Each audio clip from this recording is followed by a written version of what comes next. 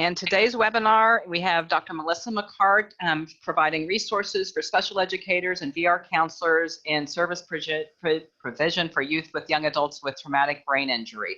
So I'm going to stop sharing now and have Melissa share her screen, and we can begin the webinar and learn what you have to provide, Melissa. Okay, let me get our slides up. And move your face, Dan, so I can see my slides. There we go. And I am going to hide myself now. Okay, it says the shared screen is closed. Oh. Okay, so do you try to share again? Scroll on the bottom for the green box. There you go. Okay. So it closed my PowerPoint, but that's okay because I have it right here. You're a problem solver. If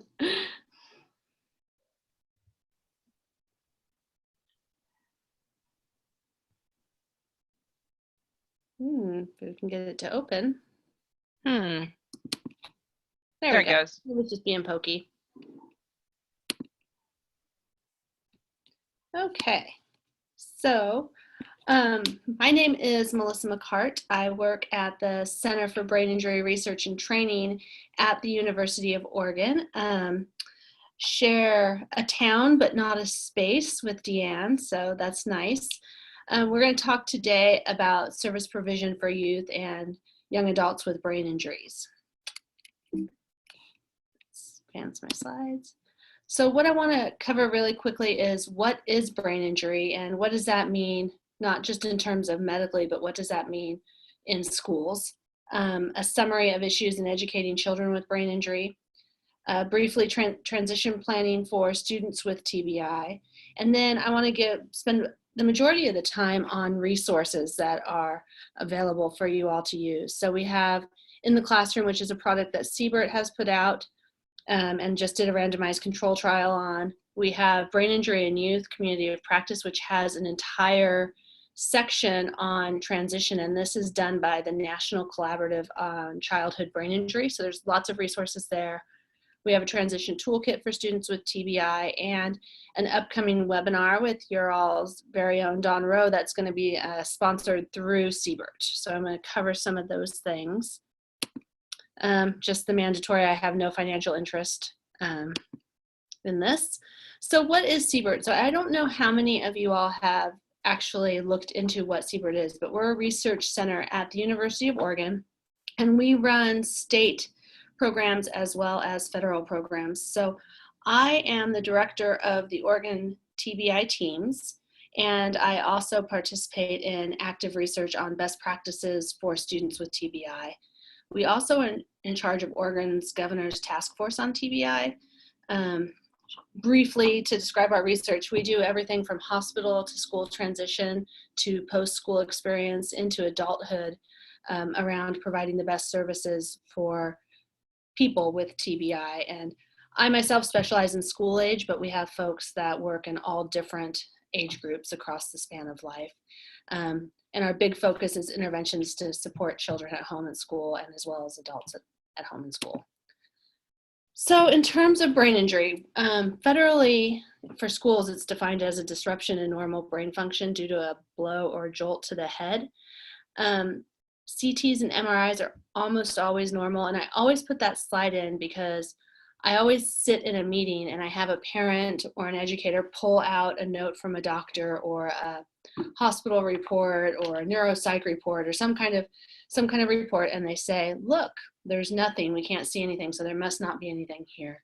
And that's almost never true. Usually an MRI or a CT is only done in the first brief window to look for a bleed or some kind of contusion to the brain. And as probably most of you know, that doesn't show up. So brain injury is usually an invisible injury. You can't see it. One of the most common ways that a student or a person gets a traumatic brain injury is called a coup contra coup injury. And that's when the head whips forward and then back, or back then forward. And where the frontal lobe then smashes into the front of the skull and smashes into the back of the skull. And so you'll see quite frequently frontal lobe injuries. And as most of us probably know, that's where most of our executive functions are supposedly controlled from. So those are the things that give us the most problems after brain injuries. This is just another common illustration of a different type of brain injury. It's called a traumatic axonal injury. And that's when the brain is shaken and rotated inside the skull. And what that does is it stretches and tears axons. So you can see in the illustrations, you can see a normally functioning axon. And I don't know if you can see my little pointer, but this is a normally developing, functioning axon. And then what happens is when a shearing occurs, that axon twists. And think about things like car crashes where the back of the car is clipped and then you see the car spin, or football injuries where somebody is flipped in the air and rotated and then hits their head. Those kind of rotational injuries, because as you know, the brain floats in water, or not water, but brain fluid, and it twists inside of there, causing these kind of twistings. So what happens is our electrical pulses go through the axon.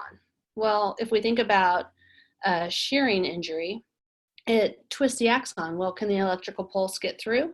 No, or it might be coming through sporadically, or condensed or compressed, or any of those kind of things. So this is just another kind of injury to give you some background.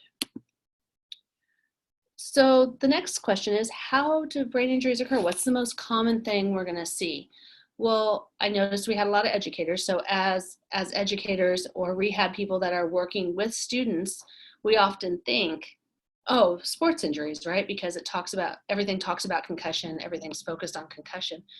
But honestly, if we look at our data, you can see that the majority of injuries are caused from falls. And you know, we all fall in some way. The biggest frequency of falls is toddlers and folks in the end of life. So that's a demographic. Then again, it's not sports, it's motor vehicle and traffic crashes, things like bicycle crashes, car-to-car crashes, those kind of things. And then we move into struck by or against. And this is where most of the sport injuries fall in to place, because you're hit, head to head, or a baseball or something like that happens.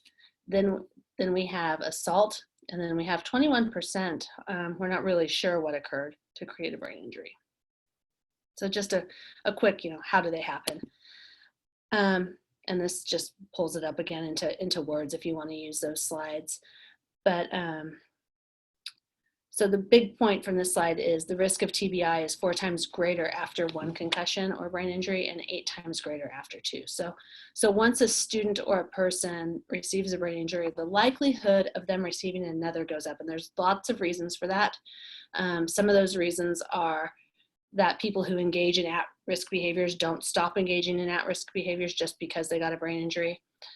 Other reasons are the person is impacted, and so their balance and judgment could be impacted, giving them more opportunity to experience another brain injury. Those are the most common reasons for that.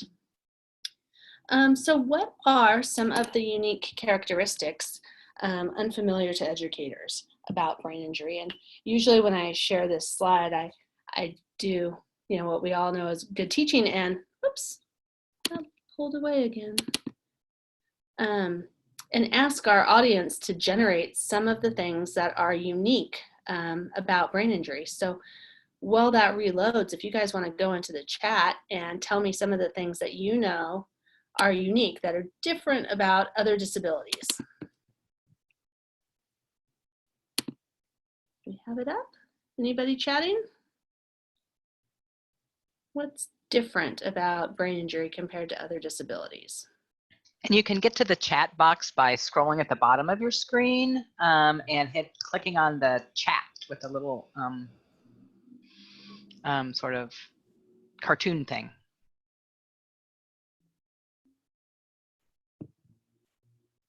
There they are. Let's see, is anybody chatting? Oh, here's some. Okay, what do you see? I don't see them. Oh, okay. There is a task can be learned on one day, then completely forgotten the next day. Inconsistent impact, functional limitations. It could be hidden, invisible. Effects can present immediately or months down the road. Every brain injury is different. After TBI, there can be a variation in symptoms. 1 week there is progress. 1 week it may be stagnant. 1 week by symptoms exacerbated. And I'm not going to try to pronounce that. Characteristic to changing. The child was likely typically developing until the injury. Personality changes. Brain injury is different because it takes so many forms, has so many different symptoms. TBI is often invisible, many times doesn't show up until developmental stage is reached and affected by the injury. Memory challenges, denial of disability, and willingness to accept accommodations. So those are some of them. Okay, so this is a group who knows a lot about brain injury, which makes me really happy. I'm so glad you guys all know that much. So we'll go through these slides really fast, and that's part of why I asked. So just to go through them, we often have inconsistent learning profiles, and I think somebody said that, but for example, that means perhaps a student one day can read at a 3.8 grade level, and the next day they're at a 6.8, and nobody really understands why in the classroom. Well, it comes from things like fatigue or headaches or physical symptoms, those kind of things. The next one is students may have no physical signs of disability. And with a lot of other low incidence disabilities, which is what TBI is, you can see that something's not normally developing with that student. Well, with TBI, you might not be able to see that. The effects of TBI are very subtle or can be subtle and are often confusing. So things like executive function are not easy to see nor easy to identify for a general practitioner. We often have extremely poor academic outcomes, and I have some slides to show you some research on that coming up. Well, it does it every time I advance my slide.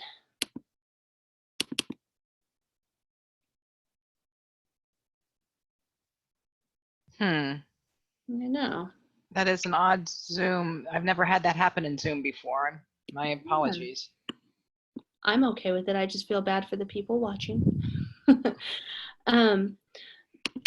So maybe I'll do it this way and see if I can go up and down just so you guys can see that. Does that work, Deanne? It does, and if you could make it a little bit bigger. Okay, we'll try it this way and just see if you can just see that piece and see if it has something to do with the display. Anyway, this is just a quick symptoms of concussion or brain injury that you might see in classroom settings. I'm not going to read them all to you because you guys all identified a lot of them. I will give you an example though. I was sitting in a 504 meeting with a young lady who was on second impact, and I think you all can see me. So if she was sitting there in the meeting and she was doing this through the entire meeting, kind of shaking her head and literally pulling on her eyes. So she didn't have glasses, so she's pulling on her eyes. And I'm sitting in this meeting and everyone's telling me that she's absolutely fine. Well, I could physically see that something's not right. And so some of those things, we say we can't see them, but sometimes you can see when a person has a headache or when their vision's not great or whatever. So I asked her, what's going on? Why are you shaking your head? And what I found out is that by the end of the day, because of her fatigue, she's not able to focus. And so she's shaking her head, trying to refocus her eyes. And so she was pulling on her eyes. But the other thing that she was experiencing is hearing us talk, kind of like her head was underwater. And so she was just continuously shaking her head, trying to readjust those symptoms so she could function. And so, the point of that is that everybody was telling me at this meeting that she was totally fine, when in fact she wasn't, because she hadn't actually reported the symptoms. And, you can't physically see that someone can't see, but there are signs to look for. So anyway, so the definitions of 504 IEP and research for TBI. We have a couple definitions that you guys will see, and from the sounds of it, these things, but we have acquired brain injury, we have traumatic brain injury, and we have concussion or mild brain injury. So most of our states identify only TBI for eligibility for special ed, which is a blow, external force blow to the head. But we often work with kids who are under other disability categories who have acquired brain injuries, which are things like toxic brain injuries from lead paint, acquired brain injuries from brain surgery. I have an aunt who has a brain injury from years and years of steroids to manage her asthma, stuff like that. So then the other thing you'll see is in research, we often discriminate between concussion or MTBI and TBI. So it's really the same thing. It's just kind of delineating between mild and more severe. So there's a couple types of brain injuries you might see. You might see closed head injuries, which are when, like we were talking about, the coup contre coup, where the brain tissue impacts the side of the skull, causing damage. Unfortunately, penetrating injuries are going up. They're where there's a fracture to the skull, often gunshot wounds, foreign objects that have broken the outer shell of the skull and gone into the brain. We have anoxic injuries, and I get quite a few of these every year, where a toddler nearly drowns in one of those little kiddie pools. And then we come into school and we have a lot of executive functioning problems. And then we also see toxic injuries, which are caused by some kind of poisons that cross the blood barrier and damage and kill the brain cells, which is what my aunt has with her steroid use. So, but all of them, the point of sharing that is that all of them pretty much present the same in a school situation. Mechanism of injury is that brain injury, unlike some other injuries, is a complex physiological process. You have sudden chemical change. So one of the reasons you see kids have more brain injuries after the first is that sometimes they're in what's called a neurometabolic cascade. And that's after an injury, the brain goes into an energy crisis that can last up to 7 to 10 days. And in that point, the kids are extremely more susceptible to secondary injury. And that's because they haven't completely healed from the first. And so things like judgment, perception, vision, hearing, all of those kind of things are not up to par.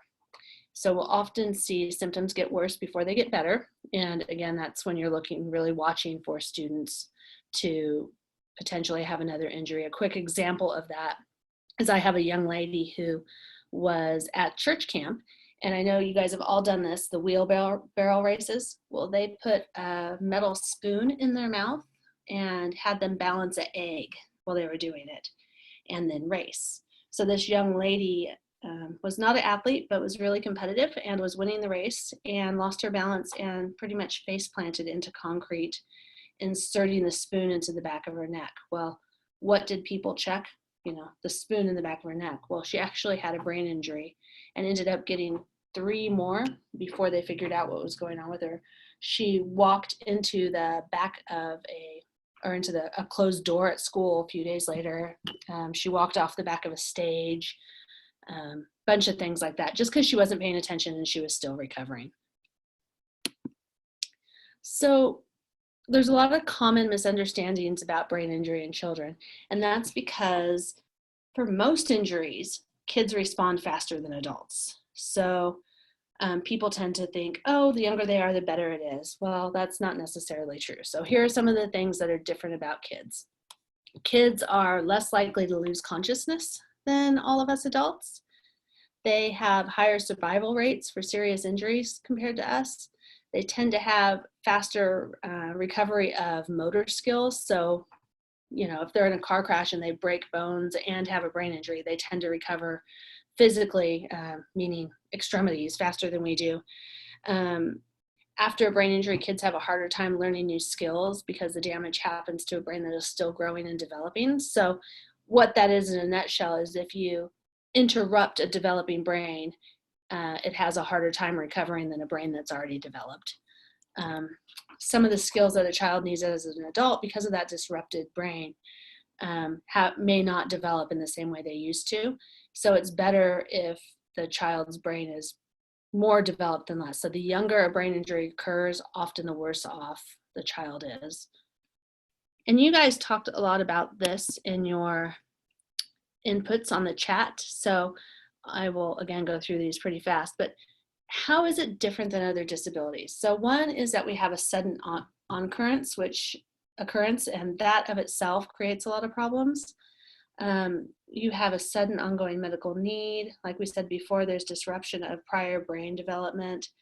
The one that I don't think anybody said is that brain injuries are a disability that people tend to grow into over time. So say you have a 15-year-old who's hit on his bicycle, comes back to school, seems to be okay-ish, and then everybody forgets about the injury. Well, 2 years later, because of potentially some executive function deficits, now this said child is a few years behind, and everyone's wondering what happened. So it's very important that we track the kids over time. You also have a sudden loss of peer relationships because other kids don't know how to deal with a person who's been injured. And so we have a bunch of other things that go along with that, like depression, social anxiety, those kind of things. Often our students who are impacted lack self-awareness of new deficits. An example, and this is very appropriate for you guys who work in transition, I was called into a transition meeting the last week of school, which we all know was a bad idea, that's when they were doing transition planning. But said student had a brain injury that occurred in, I think, 8th grade, where he was in a terrible car crash and was at a very small rural school. Well, they did a fantastic job helping this student get through high school, but the process for transition to help him move into adult life hadn't really occurred. So this student thought that he was going to go straight from high school into a high-level school and earn a very high-level degree. Well, what I found out in the transition planning is that the student didn't have a way to get from rural town into the city, which was an hour away, had no driver's license, was not allowed to have a bus pass, and parents could not transport him. But he actually thought that was no big deal. He could make that happen. He couldn't pass the entrance exams. There's a whole lot of barriers that probably should have been addressed years and years ago. But my point is he did not understand them. He thought everything was fine because he got through high school and he was just moving on to college. So my point was about self-awareness. The kids also tend to have their prior knowledge remain intact. So whatever place they were in their learning when the injury happened, that usually stays there. What the issue is learning new knowledge. It might take longer. It might have memory issues. We might have inability to, say, learn math. I'm working with a student right now who every other subject after the brain injury, we're doing just fine. But math, no matter how many times they go over it, we're stuck. He's been stuck in 5th grade math for, I think 4 years. He's been stuck on 5th grade math and just cannot get past it. One of the other issues that I run into a lot is that people try, when they're doing special ed evaluations or re-evals, try to give the students IQ tests and often tell me that, well, look, their IQ is good. They don't need any help. Well, that doesn't test cognitive process. So we need to look at tests that acknowledge executive function, cognitive processes, those kind of things to help determine where the student's deficits are and determine plans. I don't know how many of you heard this, but often if a kid has problems before an injury, they're worse after. I hear it a lot. They were kind of naughty before the injury. Why should I look at them? They're still just being naughty. And so we see quite a bit of that. We also have a hard time with reconciliation of old and new self, meaning, say you could be a soccer player before and now you can't. And so that sense of identity is in flux, and that causes some issues for kids. And the last one is there's more extreme discrepancies among abilities and uneven and unpredictable progress, which you all talked about. So I'm going to move into not describing TBI anymore for y'all and tell you about some studies and see how that can help. So in 2004, there was a study conducted with 526 parents of children hospitalized for TBI. Of those kids, 33% experienced emotional, memory, attention problems, and then 25% of kids with moderate injuries. So the 33% is with severe injuries. 25% with moderate injuries experience the same thing. And it cut off a little bit, I'm sorry, but it says 18% with mild injuries experienced it. So regardless of the magnitude of the injury, a decent percentage of kids following the injury are still experiencing behavior, emotional, memory, and attention problems following the injury. So it's really important that we keep track of all the kids and expect to see some of that in a decent percentage of the kids. So then we did a TBI Transition Study between 1999 and 2007, focusing on transition outcomes for students. We looked at 90 students in Washington and Oregon, and interviews with parents and youth every 6 months. 6 months occurred during those times. And what it was is longitudinally following them to look at their outcomes. So the key findings were that many students left school unprepared for work and post-secondary education. So a lot of the students didn't do anything after high school. At age 25, most that were working had entry or low-level jobs, and only about half of the sample were living by themselves by age 25. So what does that mean? That means implications for practice. Special education intervention should target emotional adjustment and executive function. Transition services should consider family issues because half of the kids were still living with their parents by age 25, and connect youth and family with post-secondary disability services and other community supports. And I know that that sounds often a lot easier than it is, especially given some of our families who live in areas that don't have a lot of local supports to be able to access. So with our kids, and I know we put a bunch of them through our VOC rehab system, but it needs to go well beyond high school graduation. They're just not ready at 18 or 19 years old. Let's see, what's the other one? The service system, Youth Enter, is the same one that produces 40% employment for adults with TBI. So that's something. And then the next study we did is we looked at educator training in TBI. In 2012, we looked at educators. We had a sample of 352. 85% had worked with students with TBI. 62% were general educators, and 38 were special. I said that backwards, sorry. Special educators were 62%, and the general educators were 83, and 75% of them held a master's degree. So what we basically asked them is, how much training have you had in TBI? And 75% of our educators said that they had had none. And what's interesting is what we classified as training was everything from I viewed a poster presentation to I've taken a class. So there's really not much training that they've had for those who identified that they actually had training. And I put that there because even for our students who are in special education, we know that of the kids who have TBI in special education, approximately 80% of their day is spent with their regular classroom teacher. So even if they're getting special ed, transition services, rehab services, those kinds of things, they spend most of their day with their regular education teacher, who likely has had no training in special education or TBI.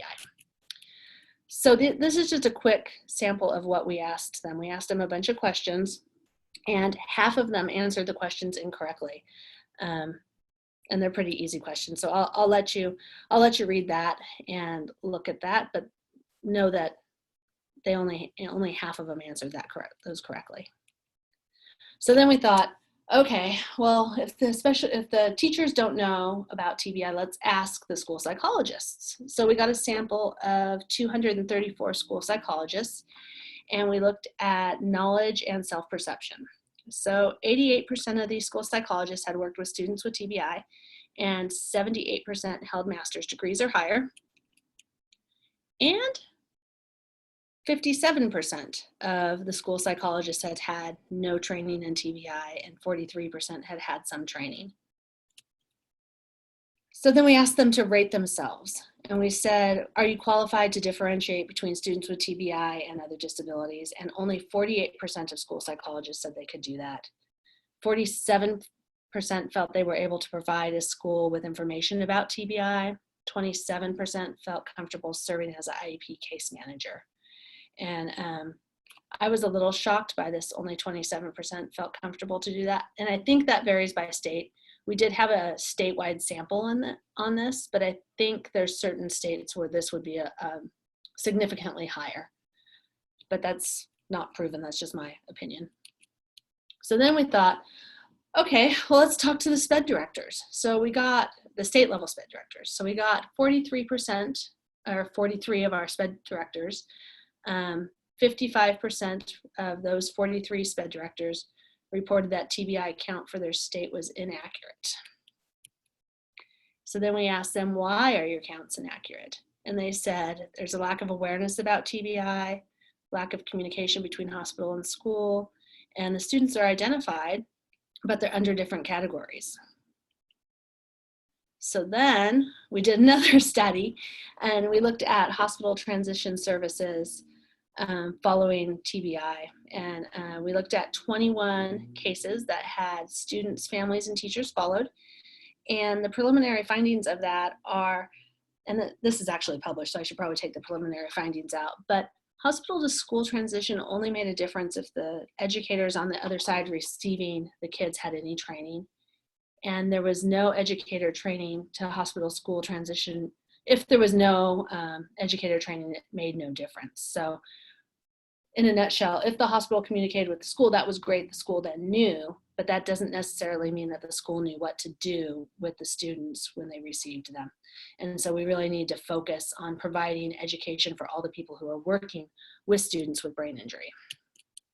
So let's see, I only have a little bit of time, but so we thought, okay, let's look at the research on this. So this is historically documented. We've been looking at lack of preparedness around TBI since 1984. And I'm not going to read these all to you because you can look at the slides, but this is just a sample of the research or important meetings that have happened, documenting the fact that we need to do something about this problem. And that's 3 slides of just pulling a sample to show across the board. There's many, many, many more. So what I said in those slides is in a nutshell. For at least 34 years, we've been documenting the need for educator training. New struggles are emerging. We now have lack of release time, lack of finances, and just lack of time. So that gets tighter and tighter every year, causing less and less training for people to occur. So then we thought, okay, well, now what the heck are we going to do about this? We're tired of admiring the problem. What can we do?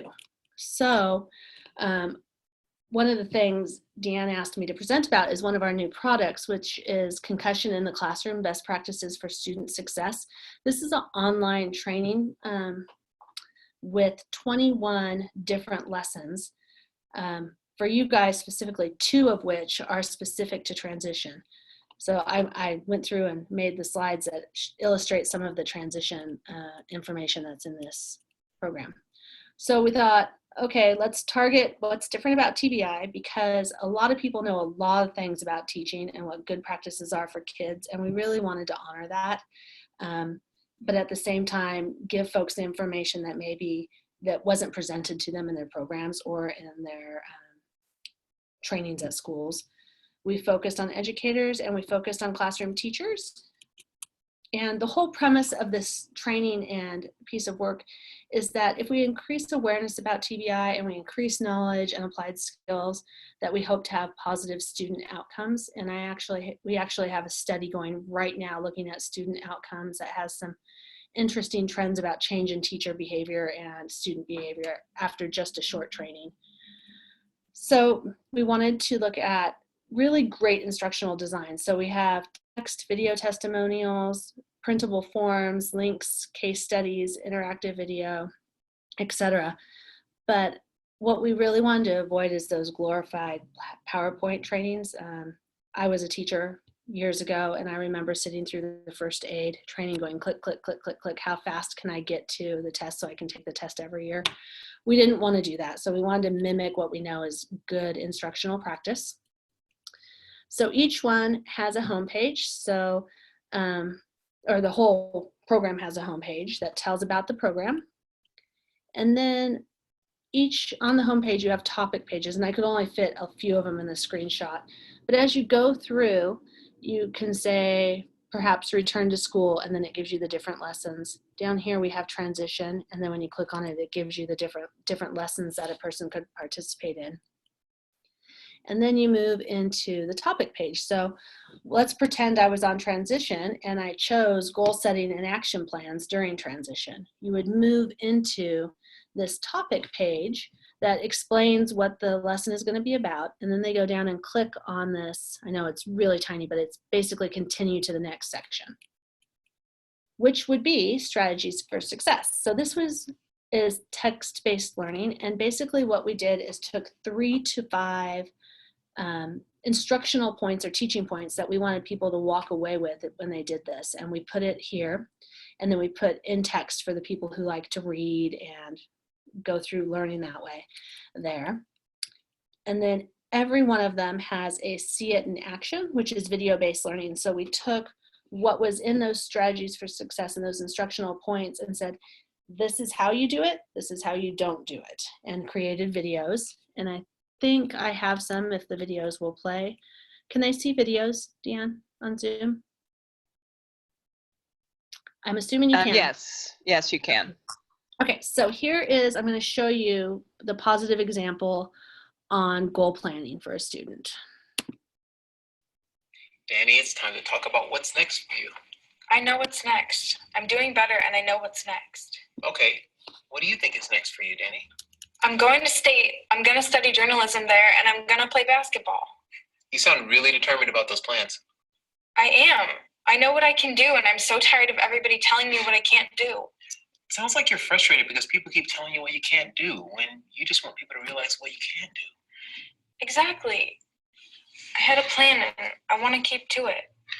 I've been learning some things about how other students have dealt with college after an injury. Would it be okay if I talk to you about that? I guess. Some students said that going straight to a four-year school was really challenging. And others said that going to a community college first before four-year school gave them a good foundation. Well, my mom did say that going to community college first would help us save money for state. So that could be a good plan.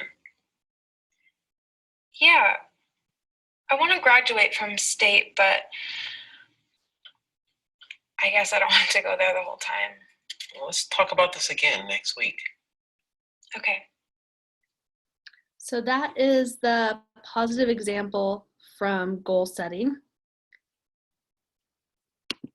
And this is the negative example from goal setting. Danny, it's time to talk about what's next for you. I know what's next. I'm doing better and I know what's next. Oh, do you? How many times do I have to say it? I'm going to college, I'm going to play basketball there, and I'm going to study journalism there. I know that's what you wanted to do before your injury, but now you have to be more realistic. Maybe you should try community college or taking some time off to work. I am being realistic. I know what I can do, and I'm so tired of everybody telling me what I can't do. No one is telling you what you can't do. Yeah, right. Danny, now calm down. You don't have to get so upset. Well, this is so stupid. Okay, maybe this isn't the right time to talk. I want to see you again tomorrow so we can have a civil conversation, okay? Yeah, okay. Can I go now? Sure.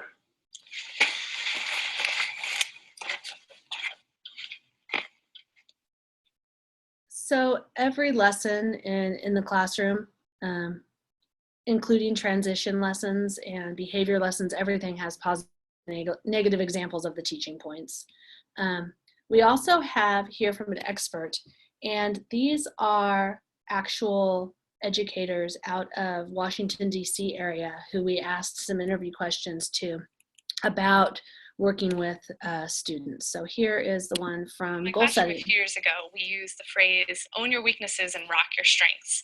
And my students spent a lot of time individually talking with their families and in journaling with me what their needs are and understanding what their disability is and identifying their strengths so that they can recognize, hey, I need to ask for help to foster the self-determination skills that we want to foster in our students, teaching them self-advocacy skills and showing them that they can use their strengths to overcome areas of difficulty.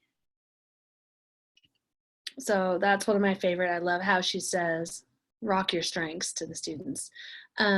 Moving on, every one of the lessons has a case example. So a background, this is a background of a student in transition, and then we'll move into how issues were addressed. Then the modules all have a learn more, which is basically our version of model lead test. And so we give a question or scenario. The person going through this takes a stab at the answer, and they are given feedback regardless of if it's correct or incorrect, because that's what we know is good learning. It needs to stick, and you need to be reinforced for what you know and retaught what you don't know. Then everyone can take a quiz. If they get 80% right, it generates a free professional development unit certificate for them. One of the things that's really important to us is evaluation, and this is just a little cartoon. You're sitting here telling me that your program works, but why should I believe you? And you should believe me because we have evidence. We did a pilot study here in Oregon where we looked at 18 educators giving us feedback. Then we refined our measures, test, retest reliability with an N of 44. We looked at gains in knowledge application, and self-efficacy. And the educator response was overall positive. So I'll show you those results real quick, and then I will give you some other resources. So for the randomized control trial, we looked at 100 classroom teachers in Oregon and Ohio. They were randomly assigned to either our program in the classroom or LearnNet, which is out of New York. It's an older web-based information place. About 5 hours of content total. And then after we did that, we did a quasi-experimental study with 81 educators where we let it loose in the real world. So we didn't put it in a clinical setting. We just said, hey, take this. So this is a knowledge question. The 2 most common reasons a student exhibit problem behaviors are these. This is the answers. They could have 1 or more answers. This is the results. So this dotted line here is our control group. The blue line is treatment, and the green line is our in the wild, out in the real world. And you can see here we had statistically significant results for both. In fact, in the real world, it performed better than in the clinic, which made us super happy. I'm not going to read all these two because I want to get to the other things, but we also looked at knowledge application. So we gave them a scenario and said, what would you do? This is an example of the answers, but the part that's important is the results. And again, you can see it mimics knowledge, the knowledge application skill set. Our real world, again, outperformed the clinical setting, but both of them had statistically significant results. And then we asked about self-efficacy, because we all know this is important. If you believe you can, you'll at least try. So we gave folks video-based scenarios and asked them how confident they could successfully handle a situation like this. They were on a 6-point Likert scale, and that was modified from a measure that we've seen before. So they either strongly disagreed or strongly agreed on both ends, and then whatever level in between. So we asked them things like, I can adopt curriculum to meet needs. I can break down a skill to its component parts. I can manage a classroom that includes students with disabilities. And again, just a different way to display it, we again had significant results with people increasing their belief in themselves that they could actually handle situations like this. We also looked at program satisfaction, and we got 98% found it easy to use, 96% did not need help with the program, 100% thought they would learn the program quickly, 100% felt confident, using the program, 100% did not need help with it, and 100% said they would recommend it to others. So that is our big, out of CBERT right now, evidence-based learning, and we wanted to share that with you because it does include some transition modules, but go ahead. And Melissa, can you share how they can access the training? Yes, all you have to do is send me an email and you could have access to portions of it. And then parts of it are actually for sale. So we would have to talk about some of that, but there are portions that are available for free. So that's there, but really just email me and ask to take a look at it and we'll figure it out. And your email is? Oh, I have it at the last slide. Okay, it'll be on the last slide, but I just realized we didn't get your PowerPoint posted, but we will get that later, posted as soon as we're done. If you want to email me, it's just my last name, McCart, MCCART, @uoregon.edu. And I'll type that in the chat box. Okay. So here is one that is completely free, and this is the resource done by the National Collaborative on Childhood Brain Injury called NCBI. And I sit on that and I lead the subcommittee on this website. So it's a website that collects all the best knowledge from around the country with people who work on brain injury. And it's got all kinds of collections. So this is the main page. And if you click on this little button here called collections, you get a thing that pops up like this. And there's a collection of information on concussion, current research, educational interventions and accommodations, identification, screening and assessment practices, online learning, and transition to adulthood. So if you were doing this in real time, you would just click on the transition to adulthood, and it would bring you into a section that looks like this. And within this collection on transition to adulthood, you have the main overview page, you have information, videos, webinars, all kinds of things on planning, pre-employment transition, resources for the student and families, transition assessment, a collection of web-based resources and webinars. And then you have transition research here. If I could scroll down and show you all that, I would. But it is incredibly robust, and it's the best thinking from people who work with TBI around transition from all over the country. So on this group, you have people who are working in the justice systems, you have people who are working in the educational systems, you have rehab providers, you have researchers, you have hospital providers. This is the spot where we put everything we do from everywhere around brain injury, and this is completely free. And all you have to do is on the main page, like when you get to, I think I put the link, yeah. There's the link here on the slides. Literally, you just cut and paste that into your browser and it'll take you to a home page, and you just have to create an account. And then what happens when you create an account is it will auto-generate notifications of new content for you. And so, but only on the collections you like. So if you went into collections and you go, I don't care about the rest of it, I just want to know when new stuff on transition comes out, you could just say, notify me about transition, and you'll get an email with a link about transition. For example, we are going to be posting Dawn Rowe's webinar that she's doing for us in there. And if you were a member or had an account and you put notifications on transition, when we post her webinar, you'll get a notification that it's up and available for viewing.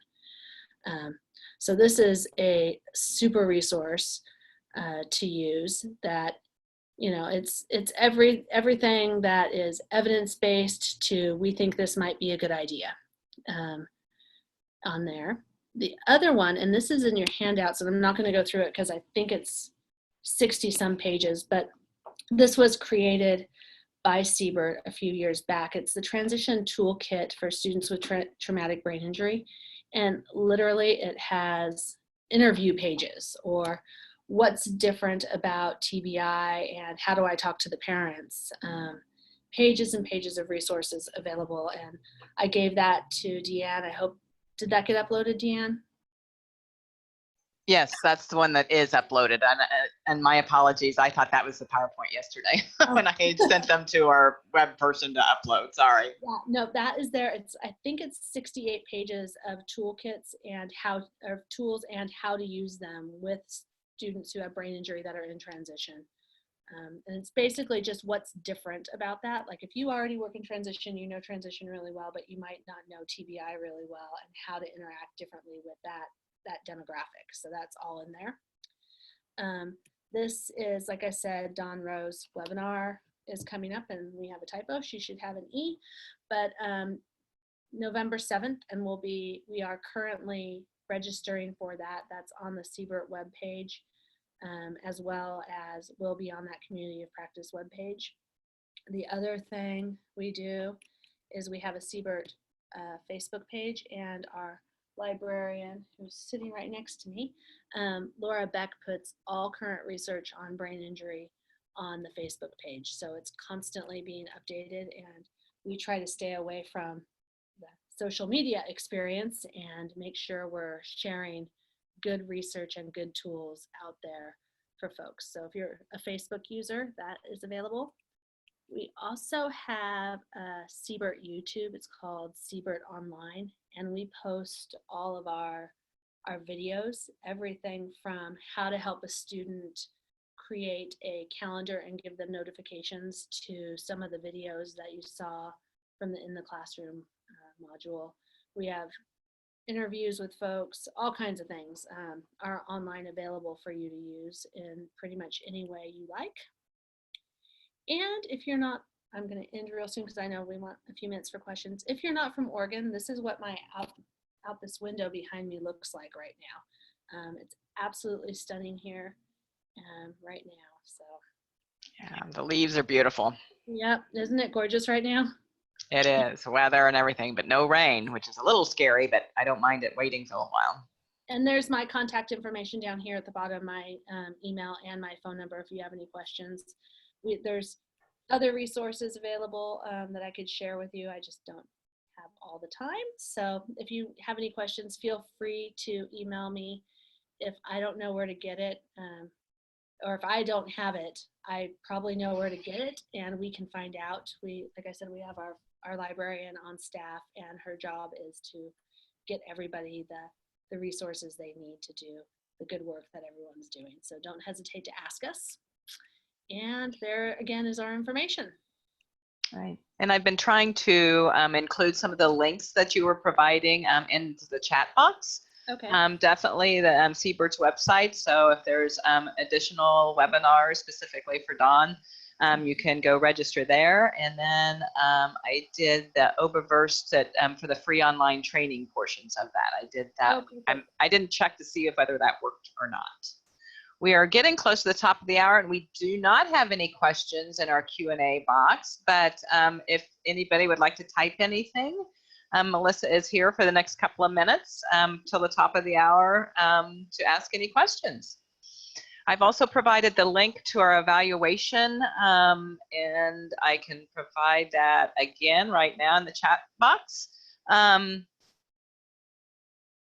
right. So if you want to complete that evaluation, you're more than welcome to, and that right now, because you'll also receive it in your email box tomorrow. And I know if you're like me, you will just not complete it tomorrow. So we'd really appreciate your completing the evaluation when things are still fresh in your brain. Still looks like we don't have any other questions. Then just as a reminder, you can go to NTACT's webinar, and on November 15th, we will be hosting family engagement for transition educators, VR counselors, and human service providers for adolescents and transition age youth. So please join us for next month's webinar. And I really like to send a great thank you to Melissa for all your information and resources and evidence-based practices. We appreciate that everything that you provided is based in evidence. That's one of our charges here at NTACT. That's what we're trying to do. there's not much out there. So we're hoping to continue that work. Good. So we're getting a lot of thank yous, and so we'll be signing off here shortly. It's at the top of the hour. Thank you for your participation, everyone. Bye. Thank you, everyone.